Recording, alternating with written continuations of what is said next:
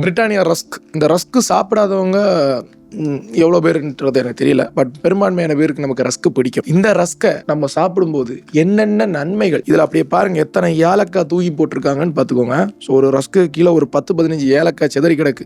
எத்தனை ஏலக்காய் உள்ளாடி சேர்த்துருக்காங்க, என்னென்ன பொருட்கள் உள்ளாடி இருக்குது இந்த ரஸ்க்கு உள்ளாடி அப்படின்றத நம்ம இந்த வீடியோவில் முழுமையாக தெரிஞ்சுக்கப்போம். அதை ஸ்டார்ட் பண்ணும்போதே ஸோ குட்னஸ் ஆஃப் ரியல் ஏலச்சி அப்படின்னு போட்டிருக்காங்க. அதாவது உண்மையான ஏலக்காய்களினால ஆகப்பட்ட ஒரு நலம் அப்படின்றது அர்த்தம். நம்ம இந்த வீடியோல எத்தனை ஏலக்காய் போட்டிருக்காங்க இந்த ஒரு பாக்ஸுக்குன்றதையும் நம்ம தெரிஞ்சுக்க போறோம். ஃபர்ஸ்ட் இதோட மேஜர் இன்கிரிடியன்ட், இதை வந்து பண்ணணும் அப்படின்னா மெயினா 71% மைதா இன்றி அமையாது உலகு.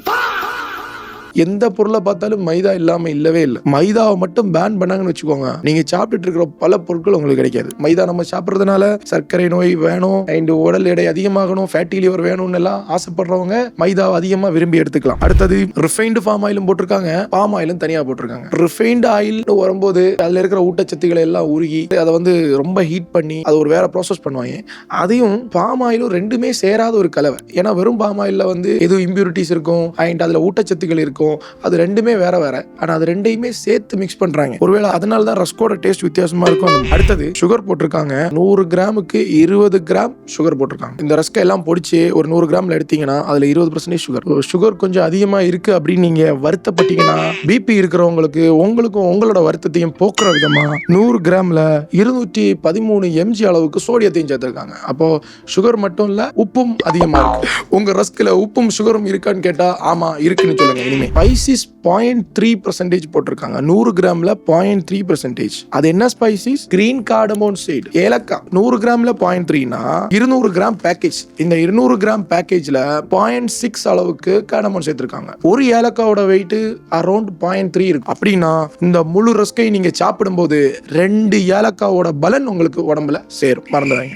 ஸோ இனிமே ஏலக்காவோட ஊட்டச்சத்து வேணும்னா ரஸ்கை ஞாபகம் வச்சுக்கோங்க. அப்புறம் சிமோலினா சேர்த்திருக்காங்க 1.5%. இது வீட்டில இருந்து எடுக்கிற ஒரு ஹோஸ்ட் ஃப்ளோர். இதுல வந்து கொஞ்சம் ஊட்டச்சத்துக்கள் எல்லாம் உண்டு. அதனால தான் இதை 1.8% நிறுத்திருக்காங்க. நிறைய ஊட்டச்சத்துக்கள் உடம்புக்கு நல்லது இல்லை இல்லையா, அதனால. அப்புறம் ஈஸ்ட் வந்து ஃபெர்மெண்டேஷன் ஆகிறதுக்காக சேர்த்திருக்காங்க. அப்புறம் வைட்டல் குளுட்டன் சேர்த்திருக்காங்க. And colour 150A caramel colour. எப்படி நம்ம மேரிகோல்டு பிஸ்கட்டுக்கு சேர்க்கிறாங்களோ அதே கலர் தான் கிட்டத்தட்ட. ஸோ அதுக்காக இதை யூஸ் பண்றாங்க. அண்ட் இன்வெர்டட் சுகர் சிரப், இது குளுக்கோஸ் அண்ட் ஃப்ரக்டோஸ்னால ஆகப்பட்ட ஒரு சிரப். அண்ட் அதுக்கப்புறம் எமில்சிஃபயர் 472E அண்ட் 471 சேர்த்திருக்காங்க. இது வந்து நல்லா சாஃப்டா டெக்ஸ்டரா இருக்கிறதுக்காக இதை யூஸ் பண்றது. அண்ட் பிரெட் இம்ப்ரூவர் யூஸ் பண்றாங்க, ஸ்டெபிலிட்டிக்கு வேண்டி யூஸ் பண்றாங்க. அண்ட் ஸ்டார்ச் யூஸ் பண்றாங்க கிறிஸ்பினஸ்க்காக. அப்புறம் சோயா ஃப்ளோர் யூஸ் பண்றாங்க. அப்புறம் இம்ப்ரூவோஸ் 1100I அண்ட் 1102 சேர்க்கிறாங்க. Amylase and glucose oxidase. கிட்டத்தட்ட ஒரு ஃபுட் அடிக்டிவ் அப்படின்னு சொல்லலாம். இந்த ரஸ்கை வந்து நீங்க சாப்பிடும்போது திரும்ப திரும்ப வந்து சாப்பிடணுன்ற ஒரு எண்ணம் வரணும் அப்படின்றதுக்காகவே இதை ஆட் பண்ணியிருக்காங்களோ அப்படின்ற ஒரு ஐயம் எழும்புது. வீட் ஃபைபர் சேர்க்கிறாங்க. 71% மைதாவும் மீதி இருக்கிற சுகரும் எல்லாம் சேர்த்ததுக்கு அப்புறம் கோதம்பு மாவு இது எதுக்கு உள்ள கொண்டு வந்தாங்கன்னு தெரியல. சரி, ஒரு 1% அதோட அளவு கரெக்டா மென்ஷன் பண்ணல.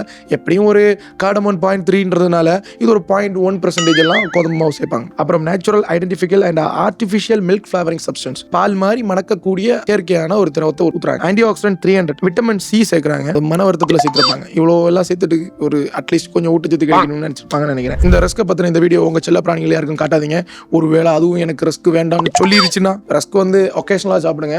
ரெகுலரா சாப்பிட்டா வந்து அதுல அவ்வளோ பெரிய ஊட்டச்சத்துக்கள் எதுவும் இல்லை. ஏன்னா மைதா அதிகமா இருக்கு. அதுதான், அதாவது இவங்க மேல அப்படி பிரச்சனை அப்படி கிடையாது. மைதா இதில் அதிகமாக சேர்த்தாலும் லாங் டேர்ம் இன்சுலின் ரெசிஸ்டன்ஸ், ரெகுலராக நம்ம சாப்பிடும்போது ஃபேட்டி லிவர், வெயிட் கெயின், இப்படி வந்து பல்வேறுபட்ட மெட்டபாலிக் டிசீஸ் வர்றதுக்கு வாய்ப்பு இருக்கு. அதனால தான் தம்பி வீடியோ முடிஞ்சா ஒரு ரஸ்கும் டீயும் சாப்பிடலான் இருக்கேன். கட். தேங்க்யூ.